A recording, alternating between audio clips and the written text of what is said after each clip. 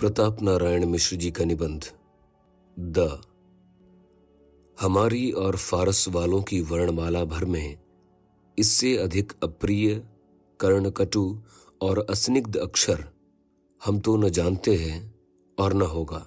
हमारे नीति विदांबर अंग्रेज बहादुरों ने अपनी वर्णमाला में बहुत अच्छा किया जो इसे नहीं रखा। नहीं उस देश के लोग भी देना सीख जाते तो हमारी तरह निष्किंचन हो बैठते। वहां के चतुर लोगों ने बड़ी दूरदर्शिता करके इस अक्षर के ठौर पर डकार अर्थात डी रखी है, जिसका अर्थ ही डकार जाना अर्थात यावत संसार की लक्ष्मी जैसे बने वैसे हजम कर लेना। जिस भारत लक्ष्मी को मुसलमान 700 वर्ष में अनेक उत्पात करके भी न ले सके, उसे उन्होंने 100 वर्ष में धीरे धीरे ऐसे मजे के साथ उड़ा लिया कि हंसते खेलते विलायत जा पहुंची। इधर हमारे यहाँ इस डकार का प्रचार देखिए तो नाम के लिए देओ, यश के लिए देओ, देवताओं के निमित्त देओ, पितरों के निमित्त देओ, राजा के हेतु देओ, कन्या के हेतु देओ, मजे के वास्ते देओ, अदालत के खातिर देओ। कहाँ तक कहिए, हमारे बनवासी ऋषियों ने दया और दान को धर्म का अंग ही लिख मारा है। सब बातों में देव और उसके बदले लेव क्या? झूठी नामवरी, कोरी वाह वाह, मरणांतर स्वर्ग, पुरोहित जी का आशीर्वाद, रोजगार करने की आज्ञा व खिताब, क्षणिक सुख इत्यादि। भला क्यों न देश दरिद्र हो जाए, जहां देना तो 7 समुद्र पार वालों तथा 7 स्वर्ग वालों तक को तन मन धन और लेना मन मोदक मात्र। बलिहारी इस दकार के अक्षर की जितने शब्द इससे पाइएगा सभी या तो प्रत्यक्ष ही विश्वत या परंपरा द्वारा कुछ न कुछ नाश कर देने वाले। दुष्ट, दुख, दुर्दशा, दास्य, दौर्बल्य, दंड, दंभ, दर्प, द्वेष, दानव, दर्द, दाग, दगा, देव, दोजख, दम का आर्जा, दरिंदा, दुश्मनदार, दिक्कत इत्यादि। सैकड़ों शब्द आपको ऐसे मिलेंगे जिनका स्मरण करते ही रोंगटे खड़े हो जाते हैं। क्यों नहीं, हिंदी फारसी दोनों में इस अक्षर का आकार हंसिया का सा होता है और बालक भी जानता है कि उससे सिवा काटने चीरने के और काम नहीं निकलता। सर्वदा बंधन रहित होने पर भी भगवान का नाम दामोदर क्यों पड़ा कि आप भी रस्सी से बंधें और समस्त व्रज भक्तों को दैया दैया करनी पड़े। स्वर्ग विहारी देवताओं को सब सामर्थ्य होने पर भी पुराणों के अनुसार सदा दनुज कुल से क्यों भागना पड़ा?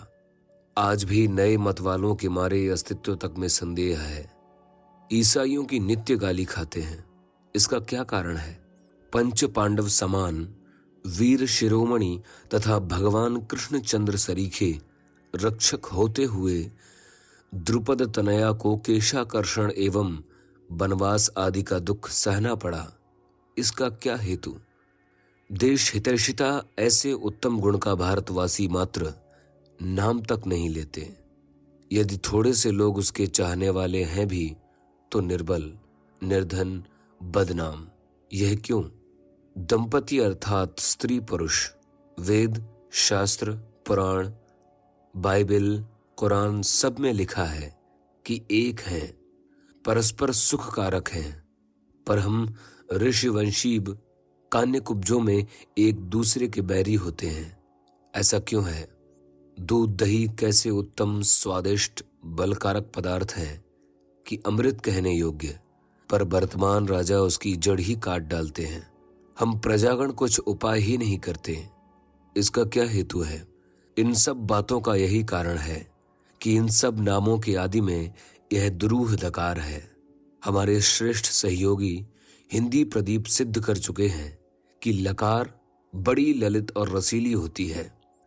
हमारी समझ में उसी का साथ पाने से दीनदयाल, दिलासा, दिलदार, दाल भात इत्यादि 10-5 शब्द कुछ पसंदीदा हो गए हैं। नहीं तो देवताओं में दुर्गा जी, ऋषियों में दुर्वासा, राजा में दुर्योधन महान होने पर भी कैसे भयानक है। यह दद्दाही का प्रभाव है।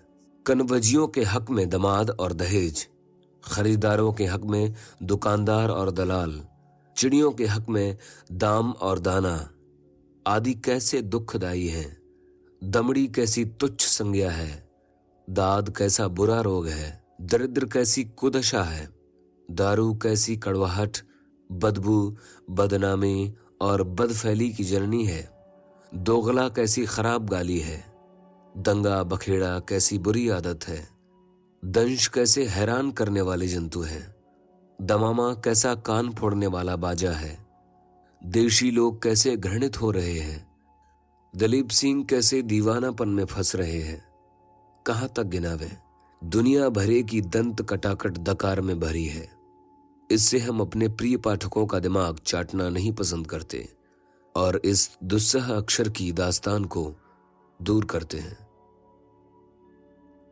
प्रताप नारायण मिश्र जी का निबंध द वाचक निर्मल मिश्र।